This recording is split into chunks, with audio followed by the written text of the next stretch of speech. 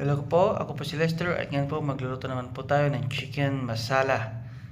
Ito po ay isang Indian dish, isa sa aking paborito.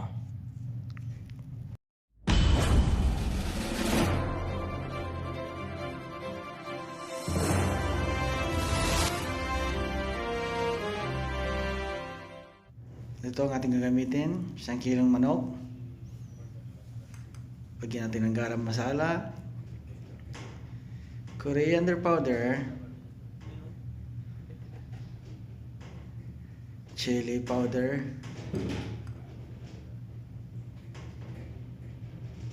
at turmeric powder. At syempre maglalagay din tayo ng yogurt,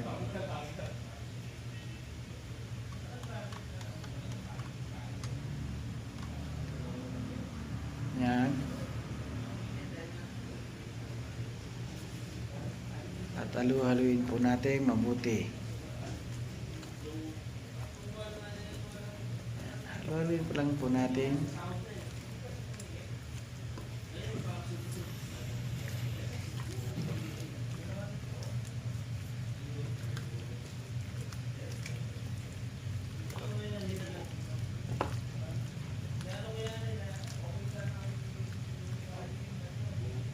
Ayan. At siyempre maglalagay din tayo ng ginger paste. Ihalo-halo lang po natin.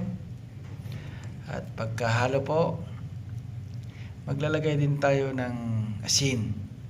Yan. Pwede po natin pagsabay-sabay lahat. Yung ginger, yung asin. Ayan. At imababad po natin siya, imamarinate po natin siya ng kahit 1 oras. Yan. Maglalagay din tayo ng sili. Depende po sa inyo kung pula or green. Yan. Lagyan natin ng kamatis. At halo-haloin po natin. Yan. Halo-halo na po natin at ating gigilingin.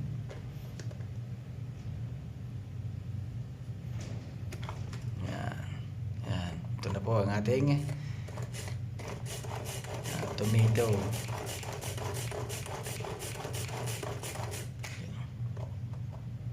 Yan. Pagkagawa na po natin yan, magpainit natin tayo ng kawali. Kaserola.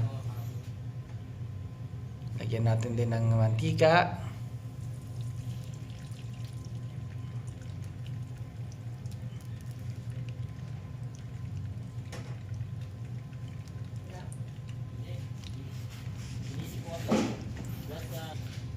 Yan. Pagka mainit na po, lagyan na po natin ng sibuyas.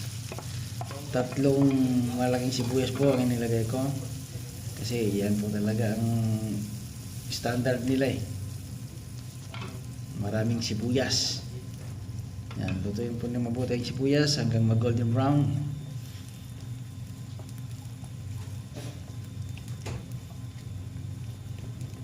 Yan, haluin lang po natin. Yan. Yan, okay na po sa akin to. At lagay ko na po yung tomato na ating giniling kanina. Lutuin po natin sa medium heat.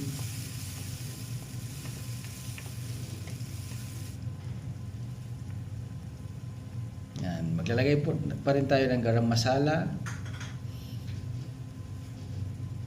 at ng coriander powder at turmeric powder at simple chili powder. At halu-haluin lang po natin.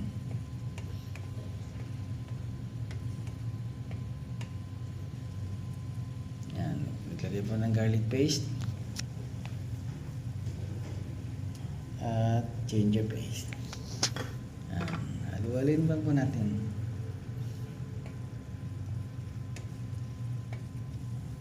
Yan, at pwede na po natin lagyan ng asin. Huwag niyo po masyadong maraming asin, pagka umalat po ang ating masala. Yan, lagyan po natin yung ating minarinate na manok. Yan.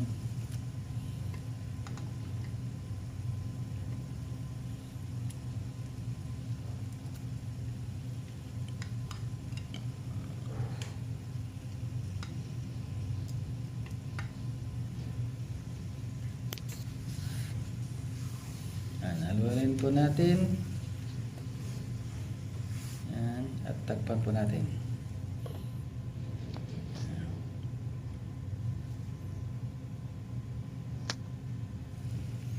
Yan, at haluin po natin muli. Yan, ang bango, napakaanghang.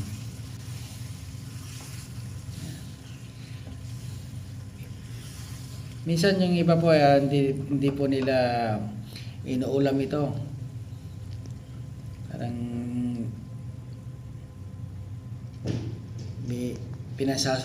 sinasawsaw nila ng kubus.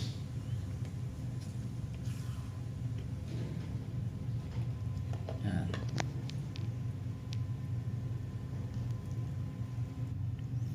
Yan, antayin po natin matuyo. Yan, matuyo na po ang ating chicken masala. Yan, lutong-luto na po. Yan, okay na po ito. At nagugutom na po ako. Yan, okay na po. Pwede na po nating patayin.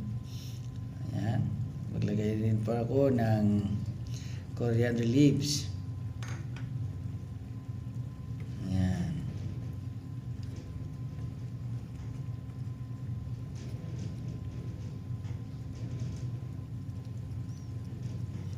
Yan, ito na po ang ating chicken masala. At kung nagustuhan nyo po yung video na to at nasundan nyo po, paki-like and share na lang po at pa-subscribe sa aking YouTube channel.